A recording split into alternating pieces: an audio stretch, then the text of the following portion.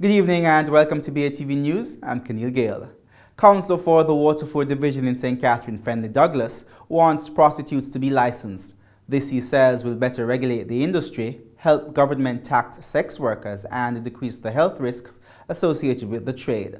The Waterford councillor was a guest on BATV's discussion show On Point last evening. Sashana Small has more. Fenley Douglas says licensing prostitutes will not only help the government to collect taxes from sex workers, but will also protect individuals involved in the trade. How can we regularize or formalize this trade so as to, one, protect our women, two, safeguard our people against HIV, AIDS out there, or to look at this category of worker to say, look, we recognize you. We take your money at church via collection. We take your money at the bank. We take your money at the tax office. We take your money at the NHT. So let's give you some recognition and protection under the law and through the system or health system. He says the licensing of prostitutes will be done under the condition that they get regular health checks and health certificates. But if it is, and this is just the brain working, that you are a licensed prostitute, I'm sure when your customer come to you, you'd have a health certificate to show that I am registered, I got checks, I got tested, etc., etc. So the Ministry of Health can say, look, we have 75 or 7,000 registered people in this trade. And if it is that you as a customer should go there and this health certificate or license is not shown to you, then consciously you should say to yourself, look, I won't take this risk. I'll go to someone else. For Portmore's Deputy Mayor Alric Campbell, the licensing of prostitutes isn't that far-fetched. I am saying, in the same way that every policeman has a regulation number, every doctor has their registration number, every attorney has it, every justice of the peace has it. It is the same way we are assuming that these persons coming on will register. But what if a prostitute refused to be licensed? If you're driving and you don't have a driver's license, then you'll be prosecuted, correct? So if you're there in the district doing what you're doing and you don't have a license to do so, then you're breaking the law now. Meanwhile, Councillor Douglas wants to transform the Port Henderson Road in Portmore, more commonly known as the back road where many prostitutes ply their trade, into Jamaica's first red light district. I am saying, if it is that you should create a red light district and get this thing formalized or legalized, then one, you wouldn't be passing this area to see the women out. There'd be in a special red light zone. Two, this would create employment, formal and informal employment. Councillor Campbell agrees. He argues that if regulated, the prostitution activities now taking place on Port Henderson Road could yield significant economic benefits. It is a reality. It takes place in Jamaica. Now, with this prostitution on the Port Henderson Road, there are bars that benefit. There are restaurants that benefit. There are hotels that benefit. In the meantime, Councillor Douglas says Jamaica should learn from other countries which have legalized prostitution and are now getting revenue from it. But countries such as Netherlands, Germany, Austria, Latvia, Greece, Turkey, they have prostitution that is legalized there and it is working. Jurisdictions such as Nevada, up to February 2018, Nevada had 21 brothels that are working for them. For BATV News, I'm Sashana Small. The Andrew Holness administration is dismissing concerns about the Energy Ministry's Permanent Secretary's ability to deliver a report on the issues at Petrojam. A media release from the Office of the Prime Minister today emphasized that Cabinet has not asked the Permanent Secretary to undertake any investigation into the allegations of impropriety at Jamaica's state-owned oil refinery Petrojam. The release noted that what Cabinet asked the Permanent Secretary to do was to prepare a report on matters of concern and the various allegations that are in the public domain regarding Petrojam. The release went on to say that Cabinet makes it a priority to ensure that Petrojam is run in an accountable and transparent manner and that the public can be reliably informed because the entity is of such great strategic interest to the growth and development of Jamaica. The Office of the Prime Minister said the Permanent Secretary is therefore expected to compile relevant information and documentation which would already be accessible to her and other senior management at Petrojam.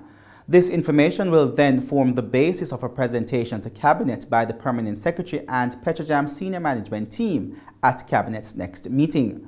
The information will also give the Prime Minister and the Cabinet more in-depth understanding of the allegations and issues affecting Petrojam.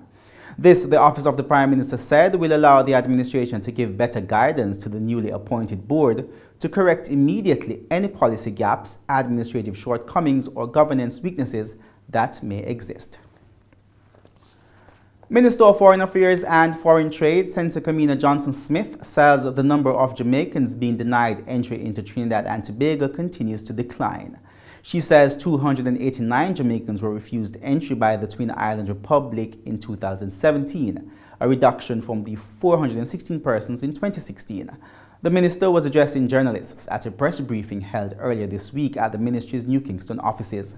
She said the immigration officers' training seminars implemented by Trinidad and Tobago have also helped to reduce the number of complaints from Jamaicans about how they are treated while in the country. Additionally, she said the ministry has been sharing important travel tips with the Jamaicans visiting CARICOM countries. Meanwhile, the minister pointed out that the CARICOM Single Market and Economy CSME facilitates hassle-free travel for all CARICOM nationals.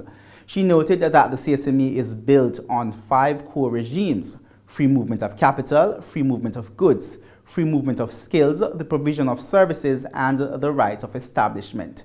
In the meantime, Senator Johnson-Smith said there is still a great level of disparity among CARICOM member states in the implementation of the 5 regimes.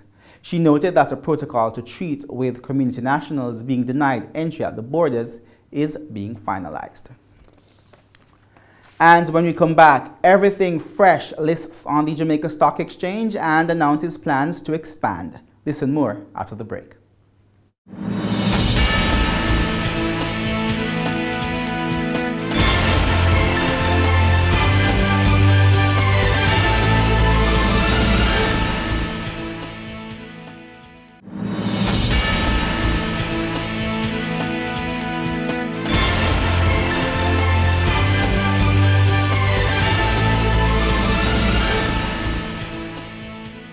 Welcome back. Everything Fresh Limited is expanding to the region. The food company is an importer of fruits, cheese, meat, and dairy products from the United States. This morning, the company became the newest listing on the Jamaica Stock Exchange. Jamila Maitland reports. Everything Fresh, which offers a wide range of imported foods to Jamaicans, is now listed on the junior market of the Jamaica Stock Exchange. Group Chairman Gregory Pullen says the company started in 2002 as a CL Pullen Limited. Everything Fresh is a food service company which commenced operations 15 years ago and caters to a host of clients, which includes several large hotels and supermarkets island-wide. Mr. Pullen says although the company imports goods from the United States, they're targeting overseas to sell these products complemented by some local items. Our expansion plans, though, will take us into overseas territories, and we will commence exporting Jamaican goods to those countries. There will be several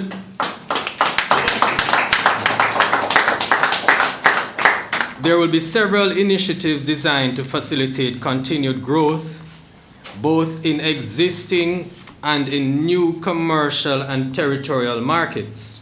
The company, which will trade as eFresh, received over 1,300 shareholders during its offering, one of the highest ever.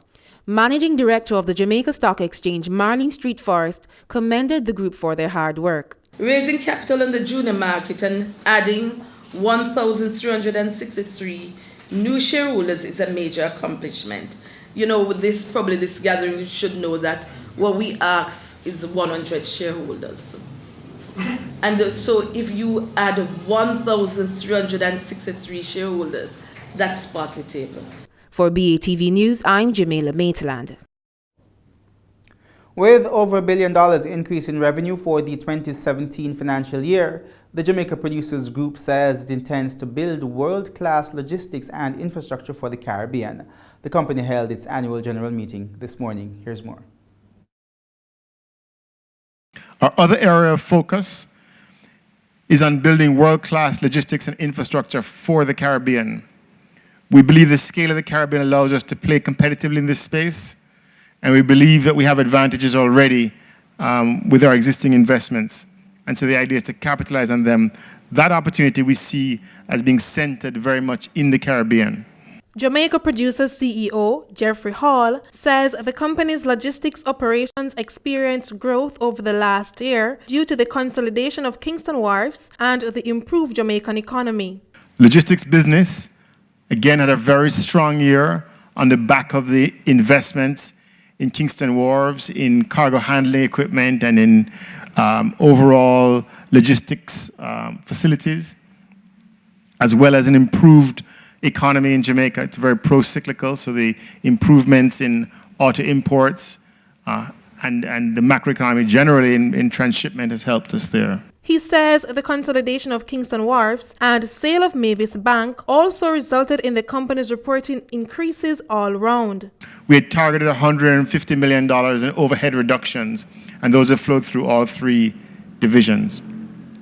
As a consequence, we've nearly doubled the profit to JP shareholders on a like-for-like basis. We've improved the shareholders' equity.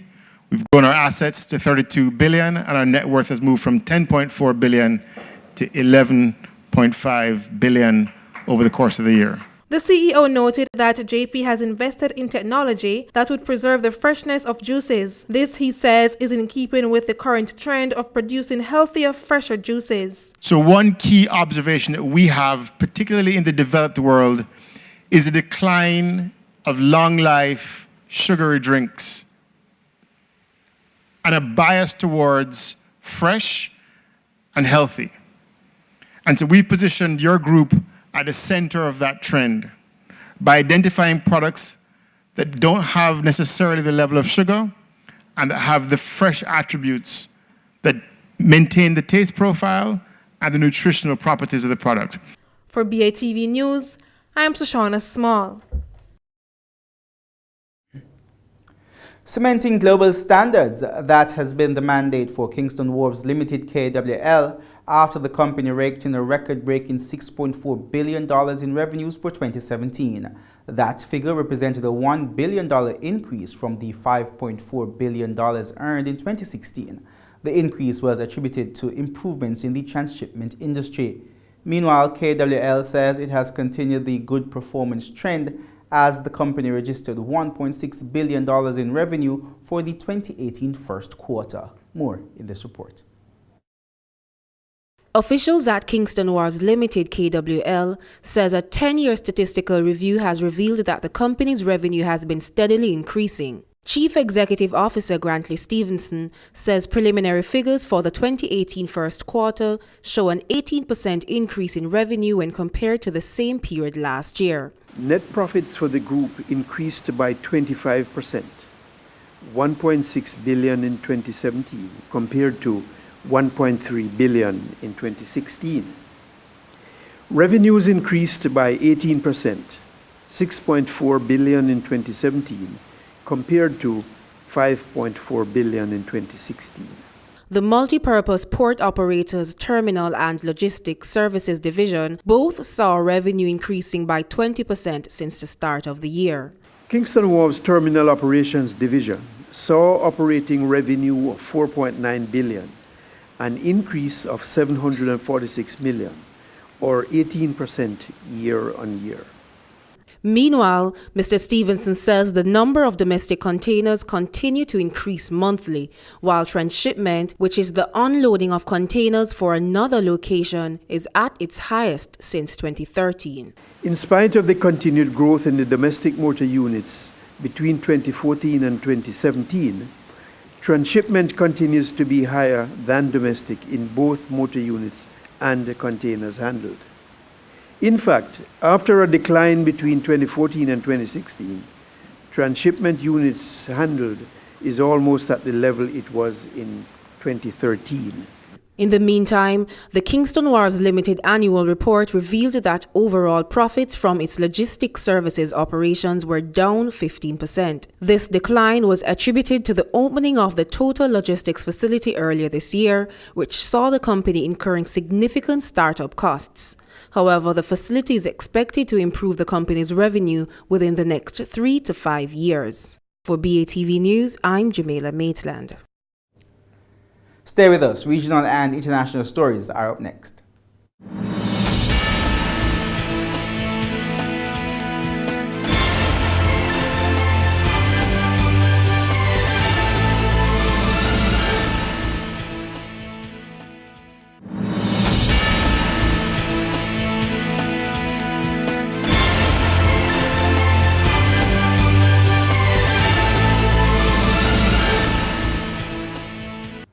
Welcome back. Time now for regional and international news. The biggest gaming operator in the Bahamas is preparing to cut some 350 jobs. The news comes as gaming operators continue to ask the government to reconsider the taxes being imposed on the industry. Our News' Kyle Joaquin has more. Gaming giant Island Luck dropping the bombshell today, notifying the government and its employees that a staff reduction is on the way. I need my job. Just a week after gaming house operators released this ad lobbying for government to reconsider a massive fee hike. I need my job. It turns out hundreds of Island Luck employees could be out of a job within the next few weeks.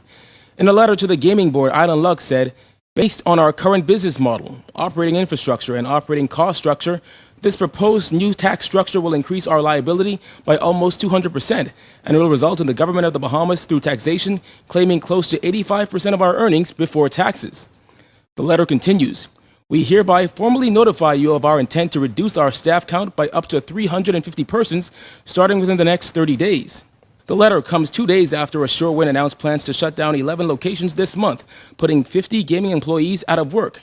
And then on Wednesday, Labor Minister Dion Folks made this plea for web shop operators to hold off on job cuts. I would like to encourage all of the web shops, all of the houses, not to do anything prematurely, to see how the tax actually affect them before making any decisions. But his plea may be too little, too late.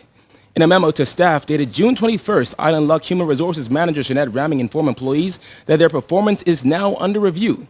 It reads, the Human Resources Department, in conjunction with the district managers, will be conducting performance assessment exercises for all staff members over the next 21 days.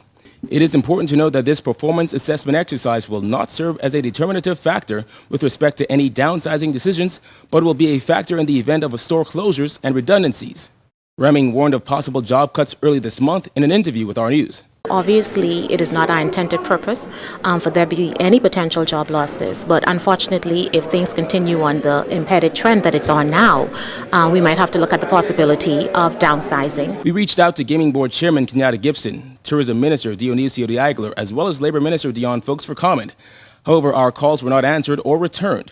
We also contacted Labor Director John Pinder, who said he received no notice of planned terminations by gaming houses. I really need my job. For our news, I'm Kyle Joaquin. The European Union has slapped tariffs on iconic U.S. products, including bourbon, jeans, and motorcycles, in its opening salvo in a trade war with President Donald Trump. Here's more. It was back in March that Donald Trump fired the first shot in what would become a trade war with the EU. Today, I'm defending America's national security by placing tariffs on foreign imports of steel and aluminum. Flanked by American steelworkers, Trump announced a 25% tariff on imports of steel and a 10% tariff on aluminium for all U.S. trading partners, arguing that the measures were needed for national security, despite the EU being a long-term military ally. Trump suggested some countries could be let off the hook if they provided the US with more favorable trading terms. The EU immediately threatened to respond with tariffs of its own. But weeks of lobbying, including visits from both Emmanuel Macron and Angela Merkel to Washington, failed to secure a permanent pass. While the exemption period was extended, the US decided to officially introduce tariffs on the 1st of June. This is a bad day for the world trade. It's totally unacceptable that a country is imposing unilateral measures when it comes to world trade. It led to a tense G7 summit the following week, with the allies at loggerheads. In an unusual rebuke of a member state, finance ministers released a joint statement calling for retaliation against the US. For the EU, these countermeasures entail tariffs on $3.2 billion worth of US goods coming into the bloc, including bourbon, orange juice and jeans. A symbolic measure that hits around 10% of US exports to Europe, but highlights the growing rift between the allies. Major oil producers are meeting in Vienna to decide whether to increase production. Saudi Arabia and Russia want OPEC to relax tight controls, but Iran and some other members are opposed to that. Al Jazeera's Paul Brennan reports from Vienna. Will they or won't they? That's the question vexing energy analysts ahead of Friday's OPEC ministers' meeting. Will the ministers agree a compromise, or is OPEC heading for a split? There could be a shortfall by the end of the year of something like 1.6 to 1.8 million barrels a day. It will take time for anything to filter through, so whatever they decide to do in the next few days, it won't be instant, but it will have an impact on the market. What they also want to ensure against is that the stock overhang that we've seen in recent years doesn't come back again. The reason why there are now talks of increase in production is to dampen that volatility, give the market, the consumers, everybody enough certainty and sense of security of supply to keep markets in a healthy situation. In June 2014, OPEC oil was trading at $110 a barrel. By January 2016, it had dropped to just $25 a barrel. Now, thanks to OPEC limiting supply, it's recovered to around $73 a barrel. But there is dispute over what the ideal price should be. The Saudi Crown Prince was warmly welcomed in Moscow last week. The two countries firmly agreed on the need for higher oil production. However, coming into this week's meeting, OPEC member Iran, supported by Venezuela and Iraq, was threatening to veto any easing of the production cap. The divisions here at OPEC are as much about geopolitical tensions as they are about the price of oil. Outside of OPEC, Saudi Arabia and Iran are bitter regional rivals. There's the impact of US sanctions against Iran and the prospect of Chinese tariffs on US oil. And of course, Russia intensely dislikes seeing America benefit from higher oil prices. Balancing those competing interests looks difficult, and OPEC has seen splits before, most recently in 2011. This time, analysts believe an output increase will avert potential chaos. If we depart Friday and Saturday with no output hike on the cards, then there is an inherent danger that the discipline might be lost, that the Saudis might go it alone, even if for 250,000 barrels. And then that will give the pretext to the Russians and the 10 non-OPEC guys who've been holding their discipline to say, well, you know what, let's pump up our production as well. The compromise might involve just a few 100,000 extra barrels a day, and there are signs here in Vienna that might be agreeable to all. But it's not a done deal yet. Paul Brennan, Al Jazeera, Vienna. Stay with us. Talking Stocks comes up next.